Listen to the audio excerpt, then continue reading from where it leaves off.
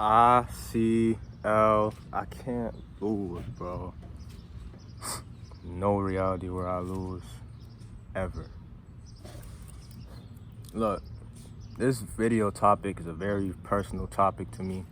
I don't usually discuss my personal life on this channel, but I believe this is a very important topic and a lot of people can learn and gain something from it, so I will. You know what the only pandemic I've seen in the past couple years is? I'll say past decade. There's only been one pandemic I've really seen, and it's the pandemic of fatherlessness, especially in America, especially in the Black community. That's the only pandemic I've seen, and that is a truly destructive pandemic.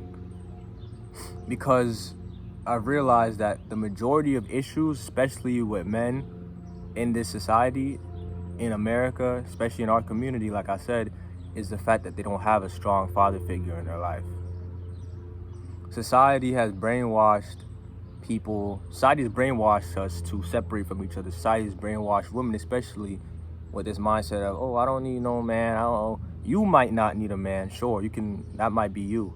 But I believe that every child needs a strong mother figure in their life and a strong father figure in their life.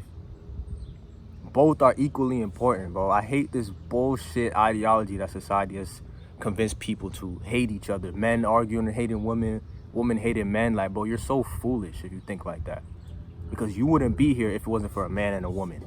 I wouldn't be here if it wasn't for a man and a woman. So how are you gonna talk about, I don't need no man, or man, bitches ain't shit? Like, bro, shut up, bro. You 2 years old. Like, I hate that shit. All people want to do is separate from each other, argue with each other, hate each other. Like, that's besides the point, though. But yeah, I think the most destructive thing about society and the most destructive thing about our world right now is the epidemic of fatherlessness in the household. The family nucleus is being destroyed in real time, and as a result of it, look at how society is going. The majority of gang members, I guarantee you, didn't have a father figure in their life or a strong father figure in their life. The majority of people in jail didn't have a strong father figure in their life. The majority of people who just don't succeed in life, a lot of them didn't have a father figure in their life. Because people don't understand how important it is, especially for a man, especially for a young boy, to have that person to look up to have that person to correct them when they're wrong, to have that person to whoop their ass when they do something bad, bro. And that truly is the true pandemic, in my opinion. I am so grateful to have had a very strong, respectable, caring father figure in my life till I was 17, when he unfortunately passed away. And I'm now 20, and today is his birthday. So I wanted to talk about 3 lessons that I learned from my dad, which I will always follow by, because my dad was just a GOAT, bro. I believe I had the best father of all time on the planet. And I believe that every child should think that they have the best father of all time.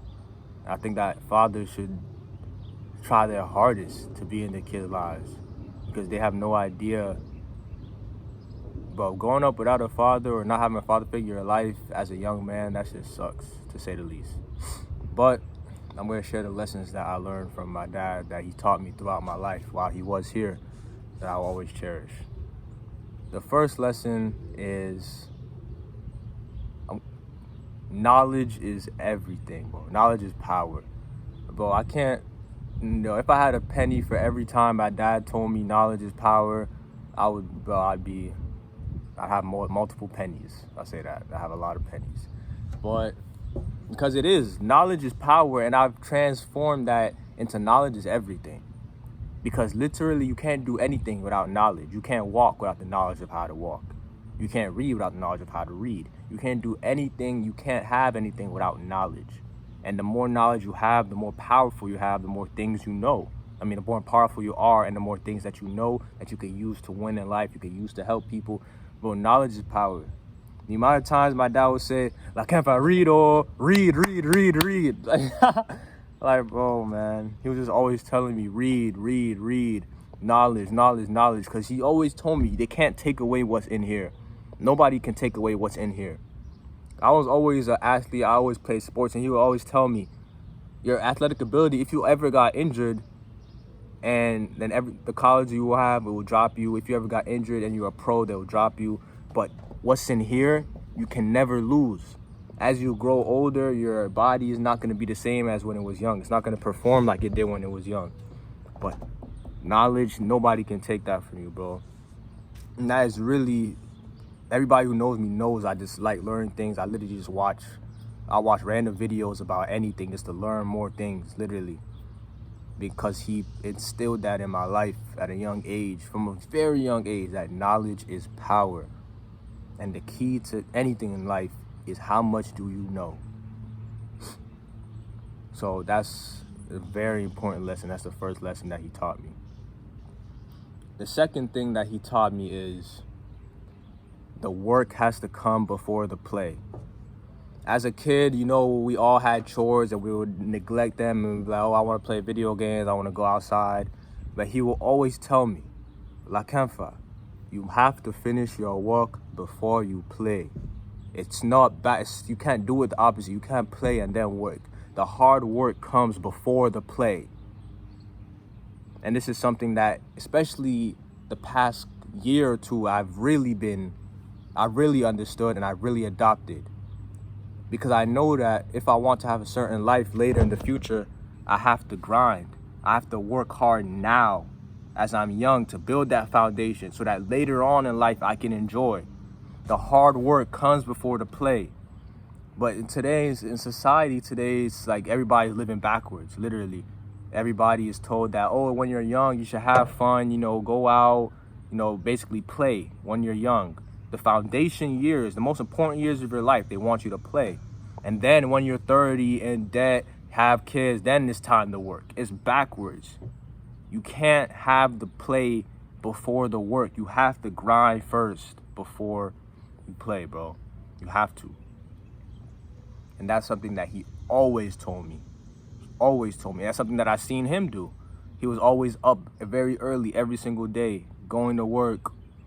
Then he would come back, take us where we need to go, and then at like 6 p.m., 7 p.m., then he'd relax, chill, watch TV on his phone, talk to his friends. But he always worked first before he played. He didn't just say things. He literally lived everything he told me. So it's not like he would tell me one thing and do another. No. He was a living example of these principles that I'm telling you. And the last lesson he didn't even tell me this lesson. This is the lesson that I actually learned just from watching him. Just from watching his life. And this is a lesson, I actually made a video about this a year ago, and I called it You Can Have It All. Because I learned from watching my dad that you can have it all, bro. You don't have to box yourself into one box and just be this. Or, oh, I'm a lawyer, so I'm a lawyer. Or, oh, I'm a salesman, so I'm a salesman. That's all I am. That's what I am. No. Bro, my dad was a medical doctor. My dad also was part of a fraternity in the church called the Knights of Columbus that he was a part of. He was climbing the ranks of that as well. I'm an Eagle Scout. Both me and my brother are Eagle Scouts, if you know what that is. My dad was also part of the Boy Scouts as a leader, adult leader. And on top of that, he was also part of another fraternity, a Nigerian fraternity called National Association of Sea Dogs. I think they're like a charitable fraternity. He was also the president of that fraternity for a while. 4 major responsibilities, and on top of it, he was a dad. 5 things that he was doing, bro. Doctor, church volunteer, Boy Scout leader, fraternity leader, father. 5 things that he was balancing, and none of them were suffering. He was excellent at every single one of them. And that really taught me that, bro, I could do anything. I could do anything. I don't have to limit myself to, oh, I'm just a business guy, so I'm only going to do business. Or I'm an athlete, so I'm only going to be an athlete. Or I'm a student, so I'm only going to be a student. No, bro, that really inspired me. At this current moment in time, I'm a college student, also a full-time college athlete, also full-time running a 6-figure company, also making YouTube videos. Also, I have my family responsibilities. 5 things that I'm trying to balance because he inspired me and made me know that it's possible. You can have it all. You can have it all, bro. Let me say it again. You can have it all.